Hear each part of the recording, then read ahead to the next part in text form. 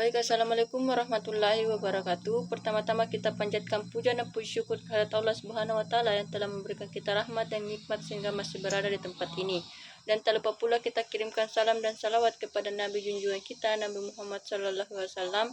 Allahumma shalli ala Sayyidina Muhammad, yang telah membawa kita dari alam gelap menuju alam terang berderang seperti yang kita rasakan saat ini. Baik, saya Nurul Sulfaina, NIM 220222039 akan membahas materi tentang bias-bias dalam pengambilan keputusan.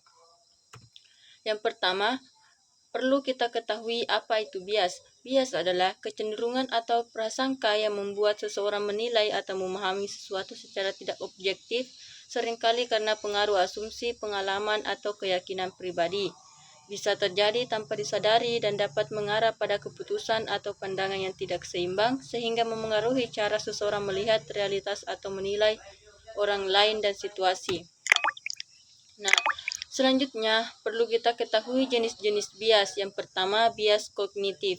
Bias kognitif adalah kecenderungan berpikir atau kesalahan logika yang dapat mengarahkan seseorang pada keputusan atau kesimpulan yang tidak akurat. Yang kedua, bias sosial. Bias sosial adalah kecenderungan untuk memiliki pandangan atau perilaku tertentu terhadap kelompok atau individu berdasarkan stereotip atau prasangka sosial. Yang ketiga, bias persepsi adalah kecenderungan untuk melihat, menafsirkan, atau memahami situasi atau individu tertentu secara subjektif berdasarkan pengalaman atau pandangan pribadi. Yang keempat, bias konfirmasi. Bias ini adalah kecenderungan untuk memperhatikan dan menerima informasi yang mendukung keyakinan atau pendapat yang sudah dimiliki, sementara informasi yang berlawanan cenderung diabaikan atau ditolak. Ini sangat umum dalam pengambilan keputusan sehari-hari, terutama dalam lingkungan yang penuh tekanan. Selanjutnya, yang kelima, bias seleksi. Bias seleksi terjadi ketika individu atau sampel dipilih dengan cara yang tidak acak sehingga tidak mencerminkan populasi atau situasi secara keseluruhan. Ini sering terjadi dalam riset atau penelitian yang bisa menyebabkan hasil yang tidak akurat. Selanjutnya yang keenam, bias Dunning atau Kruger. Bias ini adalah kecenderungan yang seseorang yang memiliki keterampilan rendah untuk menilai kemampuannya secara berlebihan, sementara orang yang sangat terampil seringkali meremehkan kemampuannya. Ini sering terjadi pada seseorang yang baru mempelajari atau sesuatu tetapi merasa telah ahli di bidang tersebut. Selanjutnya yang ketujuh, bias optimisme dan bias pesimisme. Bias optimisme kecenderungan untuk menilai masa depan terlalu positif, merasa bahwa situasi akan berjalan baik meskipun ada tanda-tanda sebaliknya.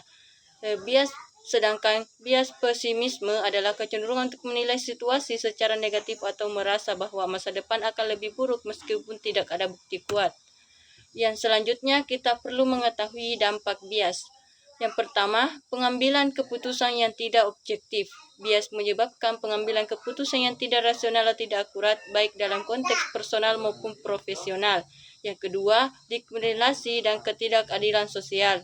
Yang ketiga, hubungan antar individu yang terganggu. Bias persepsi seperti halo efek atau Hall effect dapat mempengaruhi cara seseorang memperlakukan orang lain. Yang keempat, hasil riset dan data yang tidak akurat. Yang kelima, kehilangan kesempatan untuk berkembang. Yang keenam, kerugian ekonomi. Bias dapat menyebabkan organisasi atau individu membuat keputusan finansial yang buruk. Yang ketujuh, pembentukan stereotip yang merugikan. Bias dapat mengarah pada terbentuknya stereotip yang berlebihan atau tidak akurat terhadap kelompok tertentu. Yang kedelapan, peningkatan konflik dan ketegangan antar kelompok.